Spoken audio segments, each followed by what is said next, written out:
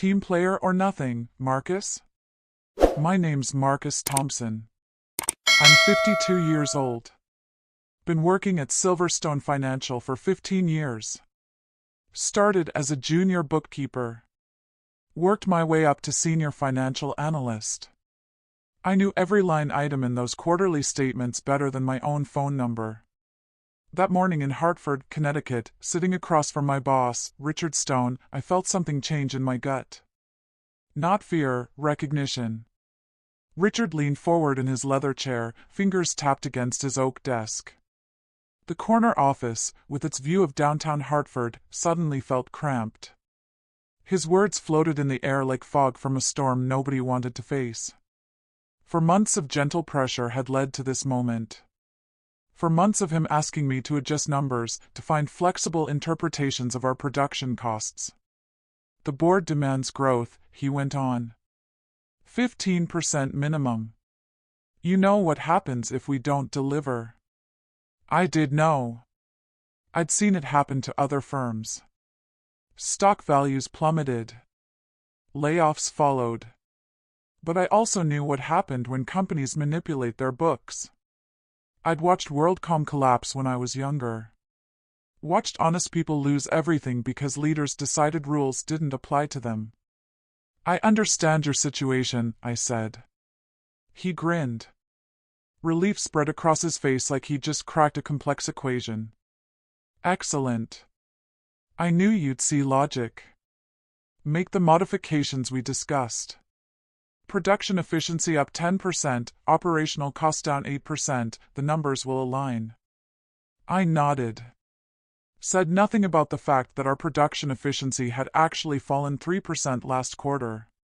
Said nothing about the overtime expenses we'd buried in consulting fees. Said nothing about the equipment maintenance we'd delayed because the budget was already stretched beyond limits. I'll handle it immediately, I told him. As I walked back to my desk, I passed the break area where my colleagues Sandra and Marcus were talking in hushed voices. They stopped when they saw me. Sandra gave me an understanding look. News traveled quickly in an office of 70 people. They knew I'd been summoned. They probably knew why. I sat down at my computer and stared at the spreadsheet I'd been working on for 3 weeks. Real numbers, precise numbers, numbers that told the truth about Silverstone Financial's actual performance. We weren't failing, but we weren't expanding either. We were maintaining steady in a challenging market, which should have been positive news. My phone buzzed. Text message from my son, Ryan. Dad, can we still do lunch Saturday? Have something to share with you? I typed back, absolutely. Looking forward to it, I looked at the computer screen again. Richard's proposed modifications stared back at me from my notepad. 10% here, 8% there. Small numbers that would make or break livelihoods. The audit was scheduled for next week. I'd been through 4 audits at Silverstone Financial. The first one 8 years ago went smooth as glass. Clean books, honest numbers. Auditors shook hands and departed. The second one 5 years back raised a few questions about some consulting fees, but nothing major. We explained everything, provided documentation, moved forward. This 4th audit felt different from the beginning. 3 months ago, Richard started asking odd questions during our weekly meetings. What if we reclassified some of these costs? Could we argue that this equipment depreciation should be spread over 6 years instead of 4? Are we being too cautious with our revenue recognition? At first, I thought he was just being meticulous. Richard had been promoted to Chief Financial Officer 8 months earlier when his predecessor resigned. Maybe he wanted to show the board he could squeeze more productivity out of the department, but the questions kept coming and they kept pushing further into questionable areas. I'd known Richard for 9 years. He'd started as a controller when I was already established as a senior analyst. We'd worked together on countless projects. He was intelligent, detail-focused, driven. I'd even recommended him for the promotion when the CFO position opened up. He'd thanked me personally, said he wouldn't forget my support. But something shifted after he got the corner office. The pressure from above seemed to crush down on him like a physical burden. The board meetings became more intense. The quarterly calls with investors turned into examinations. And slowly, gradually, Richard started asking me to help him paint a rosier picture than reality provided. "Just move this expense to next quarter," he'd say. "It's not illegal, it's timing. Advance this revenue forward," he'd suggest. "The contract's already signed. Capitalize this cost instead of expensing it," he'd recommend. "It provides future benefit." Each request felt reasonable in isolation, but together they formed a pattern I recognized from my accounting education and from news stories I'd followed over the years. Death by 1,000 cuts, small compromises that led to big problems. My wife Jennifer had noticed I was bringing work stress home. "You're distant at dinner," she'd said last week. "Everything all right?" I'd told her everything was fine, but it wasn't. I'd been losing sleep, checking and rechecking our procedures, reviewing accounting standards I hadn't looked at in years. I kept thinking about my pension, my health insurance, my son's graduate school loans I was still helping with. I thought about the 28 people in our department who trusted me to do things properly. The warning signs had been there. Richard's growing impatience with standard procedures, his frequent mention of what other companies were doing to boost their numbers, his new habit of closing his office door during phone calls. I should have seen this coming. The demotion came 4 hours after our meeting. I was still staring at the spreadsheet, still trying to figure out how to make Richard's numbers work without crossing lines I wasn't willing to cross when Sandra knocked on my cubicle wall. "Marcus." Her voice was gentle. "Careful. Richard wants to see you again." I walked back to his office. This time he wasn't alone. Patricia Rodriguez, our Human Resources Director, sat in the chair next to his desk. She gave me a professional smile that didn't reach her eyes. "Marcus, sit down," Richard said. His earlier friendliness was gone. "We've been discussing your role here at Silverstone." I sat, waited. "Your performance has been inconsistent lately," he continued. "Missing deadlines, questioning established procedures, showing resistance to reasonable requests." I started to speak, but he held up his hand. "We're moving you to a new position. Accounts receivable specialist. You'll report to Trevor. The transition is effective immediately." My chest tightened. Accounts receivable. I'd been doing that job 15 years ago when I first started. It was a demotion disguised as a reassignment, and everyone in the office would know it. "I see," I said. Patricia slid a folder across the desk. "New job description, updated salary information, revised reporting structure. Take some time to review everything." I opened the folder. 25% pay cut. Loss of my private office. Loss of my team. Loss of access to the quarterly reports I'd been working on for 4 years. "Any questions?" Richard asked. I looked at him. Really looked at him. The expensive suit, the confident posture, the way he'd positioned himself behind his desk like a judge passing sentence. 8 months ago, we'd grabbed lunch together and talked about our children. He'd asked for my advice about handling the board's expectations. I'd given it freely, thinking we were colleagues working toward the same goals. "No questions," I said. I stood up, shook both their hands, and walked out of his office. The folder felt heavy in my hands. I gathered my personal items from my old desk. Pictures of Jennifer and Ryan, my coffee mug, a small plant Ryan had given me for my birthday. Everything fit in a cardboard box I found in the supply closet. My new cubicle was in the back corner of the office next to the copier and the water cooler.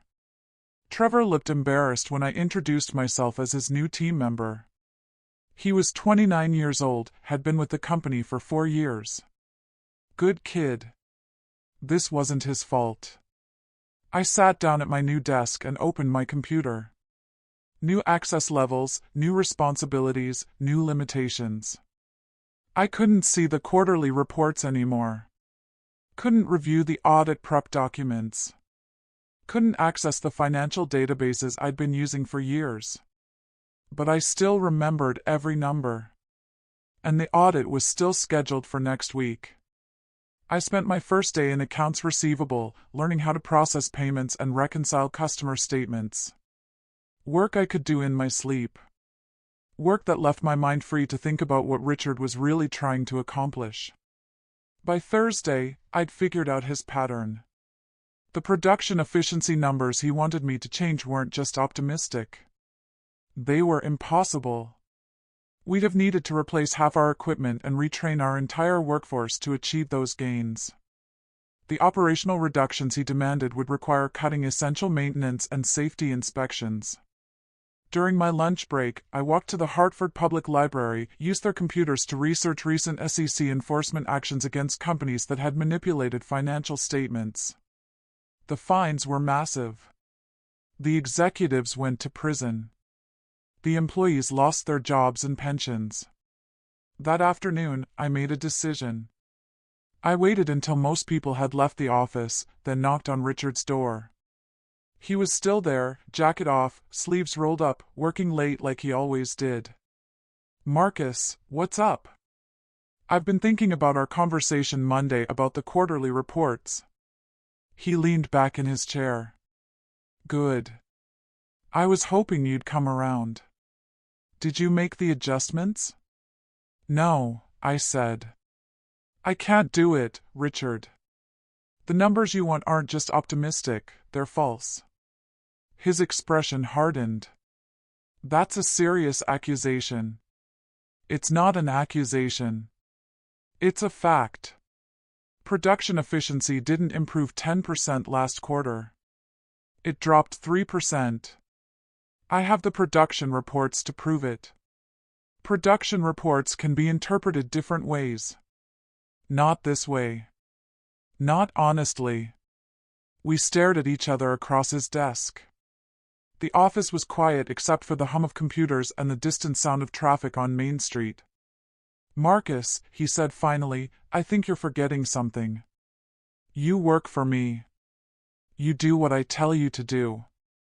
I work for Silverstone Financial. I have a responsibility to the shareholders, to the employees, to you have a responsibility to follow orders." His voice was getting louder. "That's what they pay you for.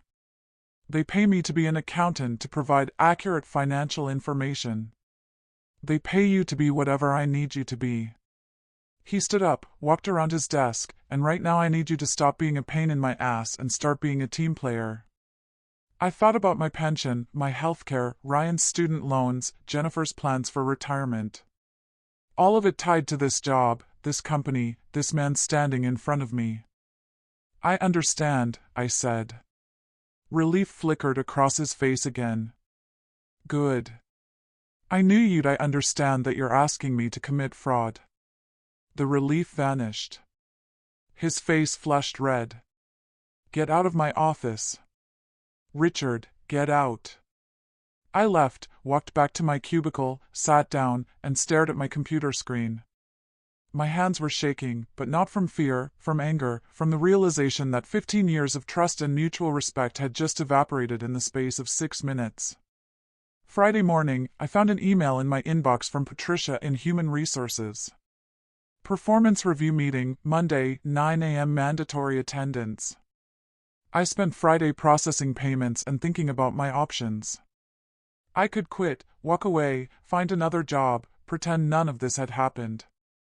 I could go along with Richard's plan, keep my head down, make the changes, hope the auditors didn't dig too deep, or I could do something else.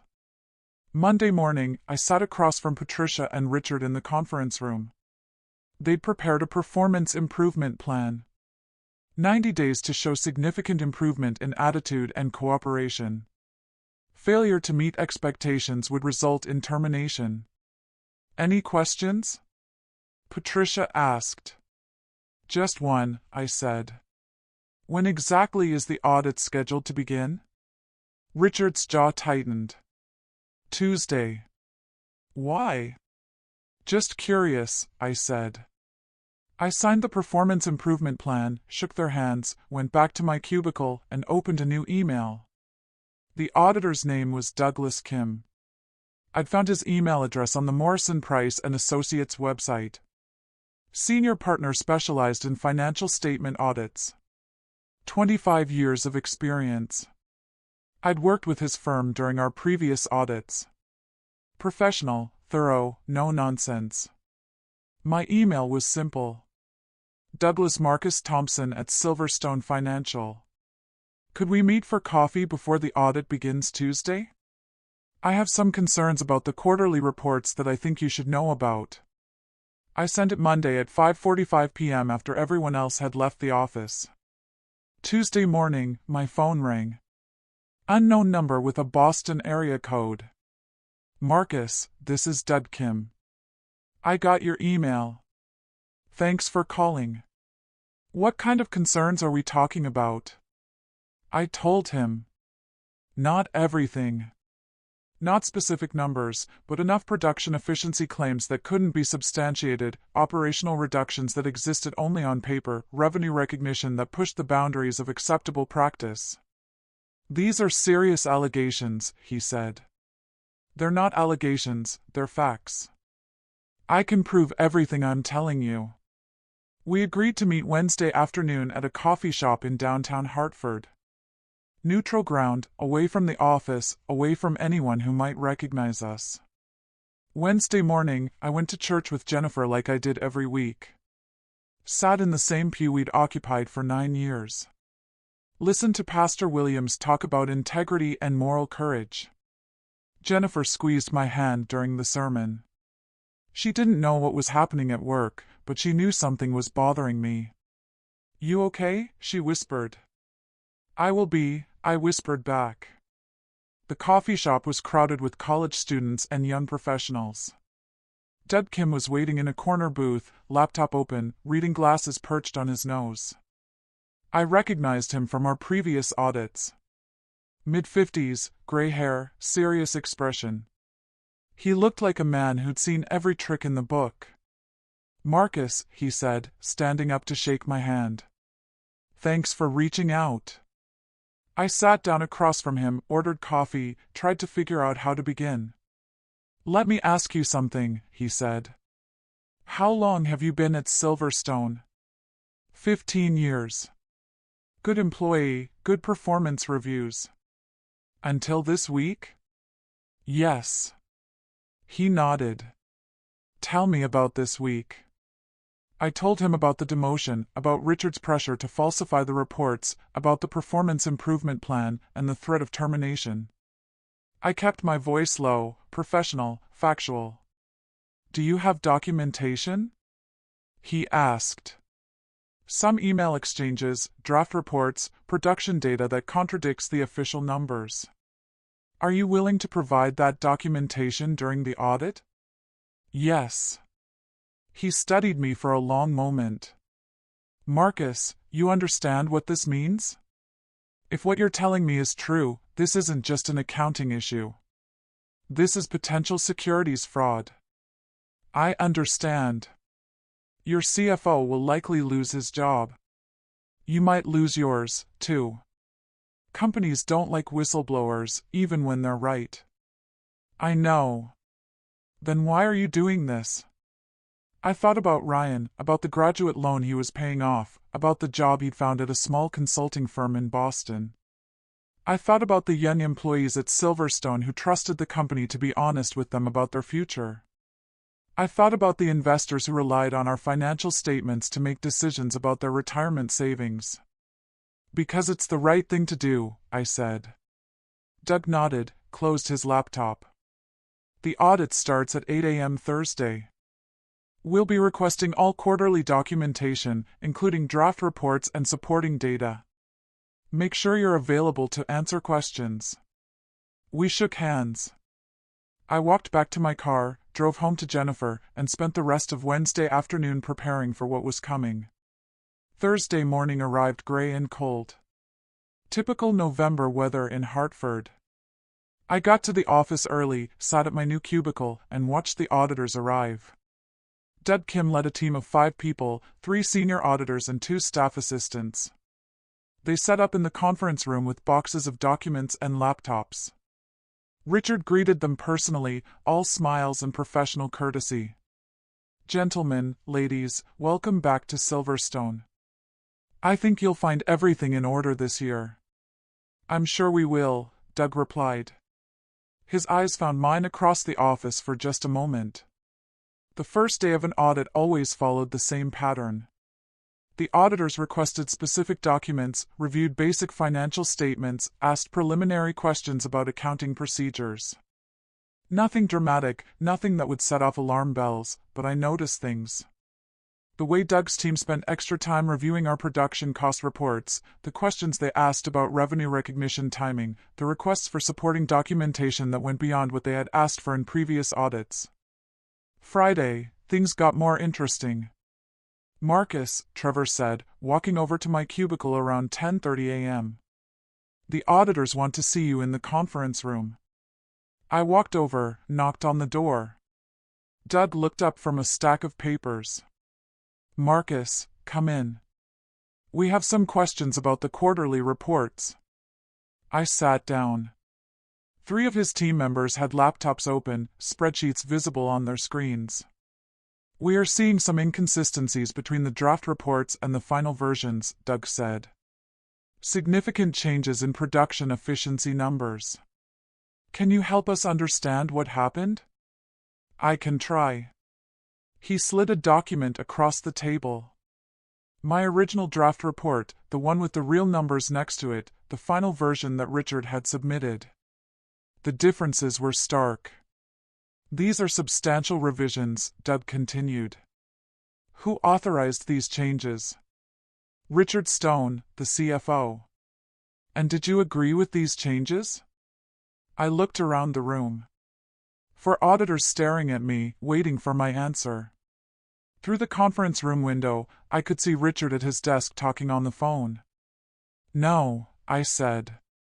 "I didn't agree with them." "Why not?" "Because they weren't accurate." Doug nodded, made a note on his legal pad. "Can you provide us with the supporting documentation for your original numbers?" "Yes." Over the next 3 hours, I walked them through everything. Production reports that showed actual efficiency, overtime costs that had been reclassified as consulting expenses, equipment maintenance that had been deferred to inflate short-term profits, revenue from contracts that wouldn't be completed for another 8 months. "This is very helpful," Doug said when we finished. "We'll need formal statements from you about all of this." "Whatever you need."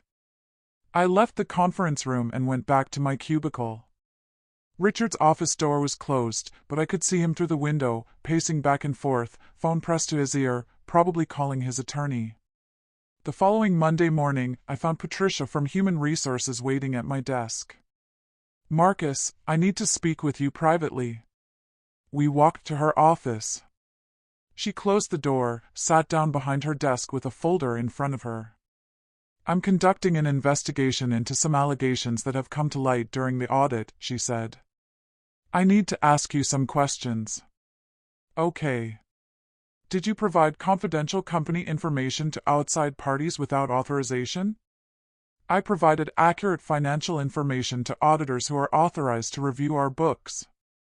"Did you make false statements about company management?" "I made truthful statements about requests I was asked to fulfill." She made notes, asked more questions, tried to trap me in contradictions, but there weren't any contradictions, just facts.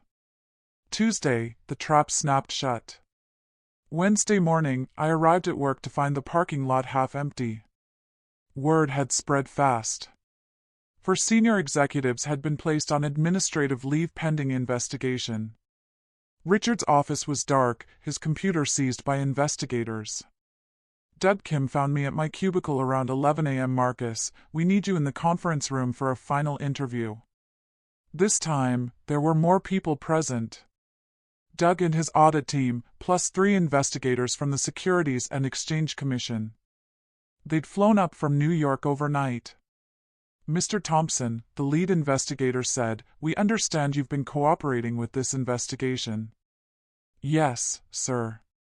We are prepared to offer you whistleblower protection under federal law. Your employment and pension are protected. You'll also be eligible for a financial reward if criminal charges are filed." I nodded. Thought about Jennifer, about Ryan, about all the sleepless nights I'd spent worrying about our future. "What happens to the company?" I asked. "That depends on how extensive the fraud turns out to be. We're still investigating." The investigation took 8 weeks. During that time, I continued working in accounts receivable, processing payments, staying quiet. Richard was terminated for cause. 3 other executives were let go. The board hired a new CFO from outside the company. The SEC announced their findings in January. Silverstone Financial agreed to pay a $2.5 million fine for financial statement fraud. No criminal charges were filed, but several executives were barred from working in public companies for 6 years. My whistleblower reward was substantial, enough to pay off the rest of Ryan's student loans and add 12 years to our retirement savings. The new CFO offered me my old job back in February. Senior Financial Analyst, full salary restoration, corner office. I thanked her and declined. I'd been promoted to controller instead, a position that came with more responsibility and more authority to ensure our books stayed clean. Richard found work at a small private company in Boston. No more corner office, no more expense account, no more board meetings. His reputation in the finance community was finished. Patricia left for a position in Florida. The other executives involved in the scheme struggled to find new positions. I kept my head down and did my job, trained new employees on proper accounting procedures, worked with our auditors to establish stronger internal controls, made sure what happened with Richard could never happen again. Ryan graduated from graduate school debt-free and started his career without the financial pressure I'd worried about. Jennifer and I took a vacation to Vermont that summer. Our first real vacation in 6 years. We rented a cabin by the lake, read books, walked in the woods, talked about our plans for retirement. "You did the right thing," she told me one evening as we watched the sunset. I know it wasn't easy. "No," I said, "it wasn't, but it was necessary." Companies fail when good people stay silent. Employees suffer when executives put profits ahead of principles. I'd spent 15 years building trust and relationships at Silverstone Financial. I wasn't going to watch one man's greed destroy everything we'd worked for. The most important lesson I learned was simple. Integrity isn't negotiable. You either have it or you don't. And once you compromise it, everything else becomes just another transaction waiting to go wrong. Sometimes the right choice is also the hardest choice. But it's still the only choice worth making.